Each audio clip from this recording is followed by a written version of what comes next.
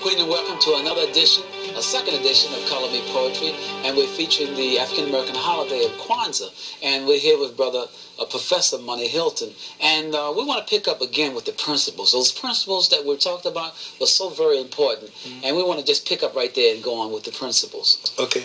Well, we stopped before we symbols, the symbols. We stopped with the Kikombe Cha Umoja, which is the Unity Cup.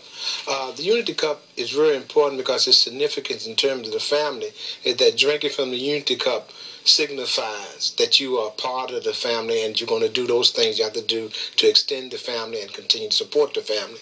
An example of that is that you find that young African children who are about 12, 13, or 14 will have a certain group of people who can, when they have their fruit punch, they can drink out of the fruit punch without wiping the top off the bottle, or bite off of their sandwich, or bite off of their candy without even having to wipe it. If someone else wanted, they have to break from the other end, or if they drink out of the bottle, they have to wipe the bottle off. Yes. Those are symbols of people who are part of the family and people who are not.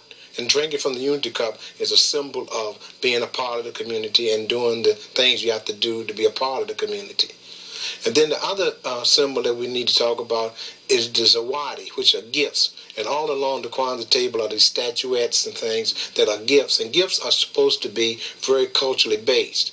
There's they're African culturally based, something that's handmade, something that's significant and the symbol of Africa.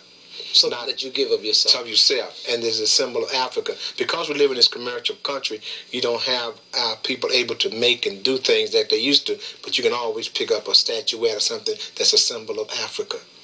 Another major symbol for Kwanzaa is the Karamu, or the feast.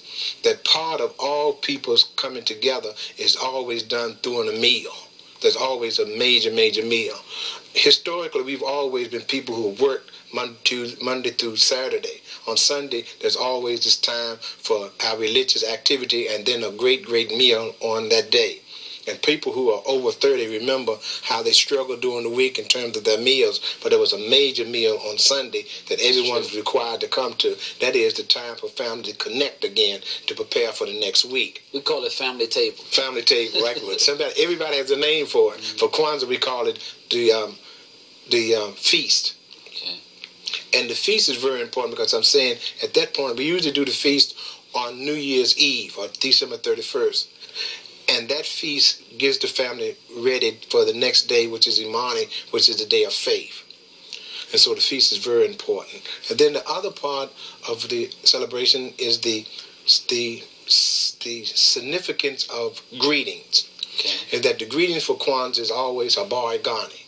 Habari Gani is a Kiswahili word that says, what is the news? How's your family? How you doing? How's everything going? It says all the things you want to say to a person. And the response is always the principle of that day. So if the greeting is Habari Gani, the first principle is Umoja, then the greeting will be Umoja, that everything based around unity. Then the parting greeting is Kwaheri. And Kwaheri is a greeting that says, I will see you again. It does not say goodbye. In English, we always say goodbye. Yeah. But in our culture, we always say, I'll see you again, because we believe in the spirit world and that all of us will connect in the spirit world. So we always say, I will see you again. That means that if I don't see you here on this plane, I'll see you on another plane. So it's always Kwaheri. And then we always use the greeting in terms of just parting from the family of Harambe, which means that we'll continue to pull together. And Harambe is very significant for us because as we talked about slavery in America, we also had slavery in Africa, and particularly in Kenya. And the Mau Mau people in Kenya who wanted to pull away from the British rule is that they met on a collective basis. The Mau Mau's met on a collective basis and were able to overthrow that government. So they had to have these principles operating in order to pull away from the British. And so their parting greeting was always Kwaheri, and then Harambe, Harambe, Harambe, Harambe, Harambe. That means we'll continue to pull together. And of course, you know, and that's independent state, and done by Jomo Kenyatta, which was a great greeting term and parting term. The other significant part about Kwanzaa in terms of symbols is giving homage and honor and respect to the elders and ancestors. Is that we're only here because of the sacrifices that the ancestors made. And so therefore we want to take time and do a pouring libation. Those of who in the audience who are Christians know that once a month in all of their churches they do this thing in terms of honor and respect for Jesus. That is the drinking of the wine and eating of the bread. And so a communion, that's what they call a communion. If you're Catholic, you do it every week. If you're Protestant, you do it once a month. But it's the same idea that you always want to give respect and honor to those who you adore and worship. We should also have whatever our religiosity is. That's fine. But we've gone through a particular set of circumstances that no one else has to go through. And we ought to give praise and honor to those who have helped us endure that, and that is our ancestors. And so therefore we have a tambiko, or a libation that's poured each day of Kwanzaa for our ancestors. And that's basically are the symbols of Kwanzaa. And so the symbols would be, one, the straw mat from which the foundation of everything lies, the candle holder, the 7 candles that represent each of the 7 principles of Nguzo Saba. We have the Muhindi, who represents our children and our family.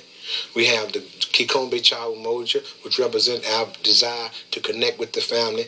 So Zawadi, in terms of making sure that the gifts are given, that is always good, better give to receive. Right. The Karamu, which is the great feast that we have in terms of getting the family structure together. The Tambiko, which is the libation that's poured for our ancestors. And then we have the greetings of Harambe, Abarigani, and then the parting greeting of Kwaheri.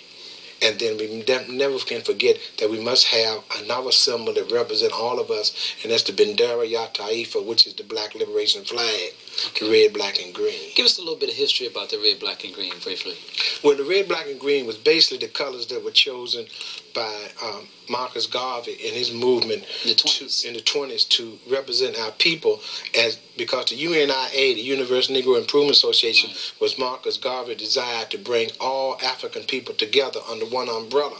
And if you know the history of that, is that because he formed this organization, an association, that means association is a group of people with common interests and common tastes. So no matter what your persuasion was, if you were African living in America, then you could become part of the association. Yeah. So you had the Nation of Islam as a part of it. You had the Moorish Science a part of it.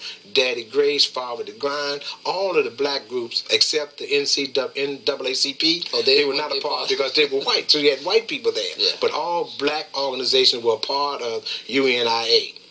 And so in terms of representing the people, and I told you the flag is the thing that represents the people. They came up with these colors. They said the red represents the blood that's been shed and still being shed. Black is the color of the people. And green is for the security and or / land. That you have to have land in order to be able to grow and develop.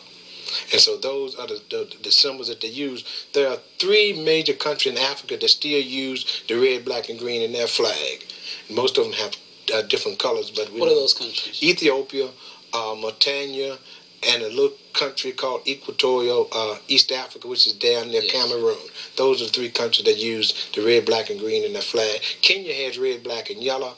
Ghana has red, black, and yellow, but in different sequences. And Ghana has red, black, and yellow, and a big black star in the center.